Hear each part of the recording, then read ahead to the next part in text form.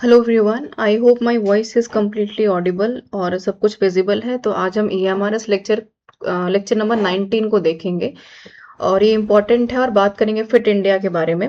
EMRS phase 1 का अगर syllabus आपको ध्यान में है तब उन्होंने फिट इंडिया के ऊपर बात की थी और फिट इंडिया से और खेलो इंडिया से काफी सारे सवाल जुड़े हुए पूछे थे। तो खेलो इंडिया से तो नहीं कहूंगी क्योंकि करंट इश्यूज हैं, लेकिन फिट इंडिया से सवाल पूछ सकते हैं। असर्शन रीजन में डायरेक्टली इनडायरेक्टली इम्पोर्टेंस फीचर, ये सवाल आपके बन सकते हैं। तो शुरू करते हैं और इस वीडियो को बिल्कुल आप 2x पे करके देख सकते हैं। छोटा सा टॉपिक है एनसीईआरटी और साथ में मिनिस्ट्री ऑफ एजुकेशन की वेबसाइट जब आप फॉलो करेंगे तो थोड़ा सा और अच्छे से इसको जान पाएंगे। इनिशिएटिव्स की इम्पोर्टेंट है, फिट इंडिया है तो भाई हेल्थ तो इम्पोर्टेंट होगी ही होगी।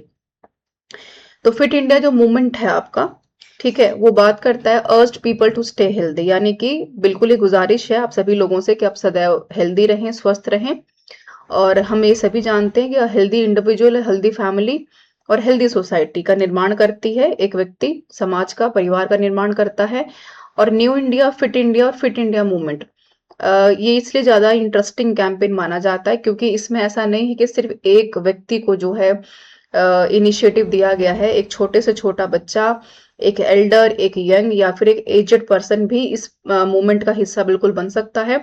और इस मुहिम के बाद आप सभी ने देखा होगा कि योगा को लेकर के, हेल्थ को लेकर के, हेल्थ इश्यूज को लेकर के या फिर एक्सरसाइज को लेकर के, डाइट को लेकर के लोगों में बहुत ज्यादा अवेयरनेस भी आई है और लोग अपने घरों में अब शुरू से जो है निर्माण कर रहे हैं ताकि हम फिट हो सके और पूरे हिंदुस्तान को फिट बना सके। पूरे हिंदुस्तान में 60% जो यूथ है नवयुवकों का है और अगर पूरा हिंदुस्तान फिट रहता है तो पूरा नवयुवक ही नहीं बल्कि पूरा देश, पूरा जो ग्लोबल लेवल है उस पर हम जाकर के एक अच्छे तरीके से अपना रिप्रेजेंटेशन कर पाएंगे।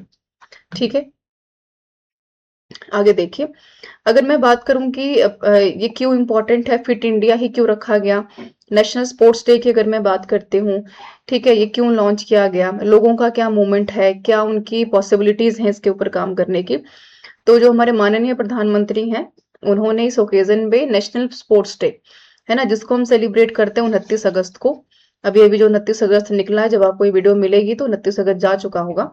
तो यहाँ पर उन्होंने फिट इंडिया मूवमेंट को लेकर के लोगों से काफी ज्यादा गुजारिश की कि वो अपनी हेल्थ के ऊपर और फिट रहने के ऊपर, लाइफस्टाइल के ऊपर ध्यान दे। अब लाइफस्टाइल में आपका काम, आपका अगर आप घर में हैं या बाहर हैं, हर तरीके का काम जो आप करते हैं उसको भी ध्यान में रखते हुए। और ये 29 अगस्त का टाइम क्यों इम्पोर्टेंट है, क्योंकि यहाँ पर जो हमारे लेजेंडरी हैं, जो हमारे एक बहुत ही महान व्यक्ति हैं, सम्माननीय हैं, प्लेयर, हॉकी प्लेयर है मेजर ध्यानचंद जी, ठीक है, उनको ऑनर करते हुए, ठीक है, 29 अगस्त को हमने फिट इंडिया मूवमेंट जैसा मुहिम जो है यहाँ पर चलाया है। और बिल्कुल लोगों से आग्रह किया है कि अपनी जीवन शैली को बेहतर करते हुए, फिट इंडिया को लेकर के ध्यान में रखते हुए राष्ट्रीय खेल दिवस न सिर्फ मनाएंगे बल्कि मेजर ध्यानचंद जी को भी 29 अगस्त को याद किया जाएगा। ठीक है, the President of India on the occasion honored the eminent athletes from various sports with the prestigious Khel Ratna, Arjun Award, Dronacharya award and Dhyanchand award. तो आप मुझे कमेंट करके बताएंगे कि अभी जो 29 अगस्त को हमने यहाँ पर फिट इंडिया मूवमेंट सेलिब्रेट किया, उसमें अर्जुन अवार्ड किसको दिया गया है, ठीक है, और साथ में आप द्रोणाचार्य अवार्ड और ध्यानचंद अवार्ड, ये तीनों किस किस को दिए गए हैं। क्योंकि ये क्वेश्चन ऐसे करंट का पार्ट है बल्कि डायरेक्टली और इनडायरेक्टली भी सवाल आपसे पूछ सकते हैं। ठीक है, तो एथलीटों को प्रतिष्ठित खेल रत्न, अर्जुन पुरस्कार, द्रोणाचार्य और ध्यानचंद पुरस्कार से सम्मानित किया जाता है इस दिवस पे। आप मुझे कमेंट करके बताएंगे और ध्यान रखिएगा ये अवार्ड प्रेसिडेंट हमारी देती हैं। तो माननीय जो भी हमारे राष्ट्रपति जी हैं उन्होंने ये अवार्ड जो है डिस्ट्रीब्यूट किया है 29 अगस्त को। ठीक है, द्रौपदी मुर्मू जी ने। क्यों शुरू किया गया फिट इंडिया मूवमेंट? अब हर एक चीज को शुरू करने के पीछे, स्टार्ट करने के पीछे एक रीजन तो होता ही है, क्योंकि किसी काम को आप बिना कारण या रीजन के तो नहीं कर सकते हैं।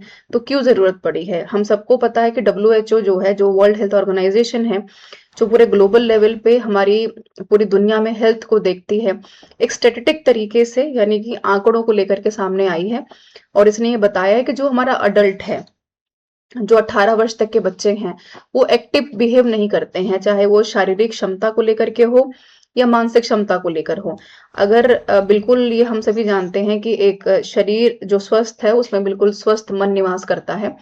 तो अडल्ट्स को लेकर के ग्लोबली एक चेतावनी थी कि 80% जो अडोलसेंट, यहाँ पर पॉपुलेशन पूरी दुनिया की बात कर रही हूँ, वो फिजिकली जितना उसको एक्टिव होना चाहिए उतना फिजिकली एक्टिव नहीं है ना। एआई के जमाने में जहां हम मोबाइल फोन का इस्तेमाल कर रहे हैं तो लोगों ने घरों से बाहर निकलना काफी कम कर दिया है। ऐसे में सीधी सी बात है कि अगर आप अपने हेल्थ को प्रायोरिटी नहीं दे रहे हैं तो आपका मेंटल हेल्थ भी बहुत हद तक एक्टिवली वर्क नहीं करेगा, जिसके चलते आप डिप्रेशन की बात करें, डायबिटिक, आगे भी हम इन चीजों को डिस्कस करेंगे। तो इस तरीके के जो इश्यूज हैं काफी नियर एजेस में आपको देखने को मिल रहे हैं। कार्डियो जो हमारा अटैक्स है उसकी बात करें, है ना, हार्ट अटैक्स की बात करें, तो ये काफी कॉमन हो गया है 28 से 30 साल के नवयुवकों के बीच में। जो हमारा काउंसिल ऑफ इंडिया है, council of medical research, ICMR की अगर बात करते हैं, तो इस प्रपोर्शन में उन्होंने all death due to non communicable disease has increased from 37 to 99, से 61 और 16 तक ये बढ़ करके 61% हो गया। ये कह रहे हैं कि जो पहले नॉन कम्युनिकेबल डिजीज हमारी काफी कम रही, लेकिन अब उसमें बढ़ावा देखने को मिल रहा है। तो 1990 में जहां ये 37% तक का आंकड़ा था, 2016 में बढ़कर के 61% हो गया है। वर्तमान में कितना चल रहा है ये आप मुझे कमेंट करके बताएंगे, और WHO की वेबसाइट पे जाकर के भी आप ये आंकड़े इकट्ठे कर सकते हैं और देख सकते हैं। हालांकि आंकड़े आपसे नहीं पूछेगा। डब्ल्यू हेल्थ ऑर्गेनाइजेशन, इसका हेडक्वार्टर कहाँ है ये कमेंट करके आपको मुझे बताना है। WHO है क्या, क्योंकि इसके ऊपर बात कर रहे हैं तो इसके ऊपर थोड़ा सा आपको जानकारी होना बहुत जरूरी है। तो WHO ये ब्लेम करता है कि अनहेल्दी डाइट, यानी कि आपका सही तरीके से खान पीन, लैक ऑफ फिजिकल एक्टिविटी, कोई शारीरिक कार्य क्षमता न होने की वजह से आप फेस करते हैं हाई ब्लड प्रेशर जैसी प्रॉब्लम्स को, और इंक्रीज करता है आपके ब्लड में ग्लूकोज को। तो जैसे ही आपके बॉडी में ग्लूकोज की मात्रा बढ़ेगी तो जाहिर सी बात है कि आपकी बॉडी उतना एक्टिवली बिहेव नहीं कर पाएगी जितना उसको करना चाहिए, और जितना कम वो एक्टिवली बिहेव करेगी उतना ज्यादा आप डायबिटिक जैसे इश्यूज को लेकर के, फटीग को लेकर के, या किसी काम को न करने को लेकर के आप काफी परेशानी इसको उठाएंगे। और मेटाबॉलिक रेट, यानी जितनी क्षमता से आपको काम करने की आवश्यकता है, जितनी क्षमता से आपका शरीर खाना पचाने की क्षमता रखता है, उतनी तेजी से वो काम नहीं कर पाएगा। जो कि यहाँ पे कार्डियोवैस्कुलर डिजीज, जिसकी अभी भी मैंने बात की, इस प्रॉब्लम्स को हम फेस करते हैं। और सिर्फ यही नहीं, 28 से 30 साल की उम्र तक के जो नवयुवक हैं या नवयुवतियां हैं वो भी इस चीजों को फेस कर रही हैं। इसको जानकारी के लिए जान लीजिए, आपसे डायरेक्टली नहीं पूछेगा। WHO has recognised diabetes, Hindi में भी लिखा है, मधुमेह की एक बढ़ती चुनौती के रूप में। आप सभी को पता है कि हिंदुस्तान में डायबिटिक कितनी तेजी से बढ़ रहा है, और आप ये जानकर के हैरानी होगी कि 8.7% जो मधुमेह है, डायबिटिक पेशेंट्स हैं, वो 20 से 7 वर्ष की आयु के बीच है ना। तो काफी कम उम्र में बच्चे यहाँ पर शिकार हो रहे हैं डायबिटीज के। 2015 में जो हमारा नेशनल फैमिली हेल्थ सर्वे हुआ था, उसमें 15-16 में हमने जाना कि 11% महिलाएं, 11% केवल महिलाएं ने, 10 में से एक महिला, और 15% पुरुष, यानी 7 में से एक पुरुष, जिनकी उम्र 15 से 49, 15 टू 49 ईयर्स के बीच में है, उनको हाइपरटेंसिव यानी कि अधिक रक्तचाप बढ़ना जैसी समस्याओं से जूझ रहे हैं। और जो ग्लोबल डिजीज बर्डन है 2015 का, उसने रैंक किया है क्रॉनिक डिजीज को, जहां पे 8 लीडिंग कॉज ऑफ डेथ है, यानी 8वां कारण बन रहा है प्रमुख मृत्यु का। जो कि आपने अभी इस साल से पहले पिछले साल भी बहुत सारे ऐसे सेलिब्रिटीज की अगर बात करें, क्योंकि खबरों में तो हम वही सुनते हैं, आम जनता की बात कौन करता है, जो है कार्डियोवास्कुलर जैसी प्रॉब्लम्स का शिकार हुए हैं। बेनिफिट्स क्या हैं? बेनिफिट्स तो बहुत सारे हैं, लेकिन जब आप एक मूवमेंट स्टार्ट कर देते हैं, है ना, तो उस मूवमेंट का एक अलग ही प्रभाव रहता है। जैसे अगर आपको ध्यान में 75 डे चैलेंज में, जो हरियाणा के एक नवयुवक है, मैं उनका नाम अभी मुझे याद नहीं आ रहा है, माफी चाहूंगी, उन्होंने 75 डे चैलेंज स्टार्ट किया, और उस चैलेंज को माननीय प्रधानमंत्री ने काफी अप्रिशिएट भी किया। और ये काफी अच्छी बात है कि हमारे जो नवयुवक है इस तरीके के मूवमेंट्स को न सिर्फ सेलिब्रेट करते हैं बल्कि इनिशिएटिव भी लेते हैं आगे लेकर के जाने का। तो अगर मैं प्रोलिफरेशंस की बात करूं, टेक्नोलॉजी की बात करूं, तो जिंदगी को उसने काफी हद तक हमें बेहतर बनाया है ना। हम ऑनलाइन प्लेटफॉर्म से जुड़ पा रहे हैं, चीजों के बारे में जान पा रहे हैं। So there is a need to take effective steps. जरूरी है कि हम ऐसे ऐसे आयामों को उठाएं, जीवन शैली को बदलें, जो कि हमारे प्रभावी कदमों को उठाने से काफी हद तक बेहतर हो सकती है। और जो सबसे ज्यादा जरूरी है, right time, right approach, right action. ये बहुत इंपॉर्टेंट है कि जितनी जल्दी, जितनी तेजी से आप इन एक्शंस को फॉलो करते हैं, उतनी तेजी से चीजें आपकी बेहतर होती जाती हैं। ठीक है, तो ये हमने बात की क्वेश्चन ऑफ द डे को लेकर के। माफ कीजिएगा, फिट इंडिया को लेकर के भी बात करेंगे, क्वेश्चन ऑफ द डे को लेकर के। Sports day celebrate on 1 5th of March, 10th of December, 10th of July, 29th of अगस्त। और मैंने जो सवाल पूछा है इस बार का आपको कि 29 अगस्त को हम किस नाम से जानते हैं, ठीक है, हम इसको क्यों सेलिब्रेट करते हैं, नंबर 2।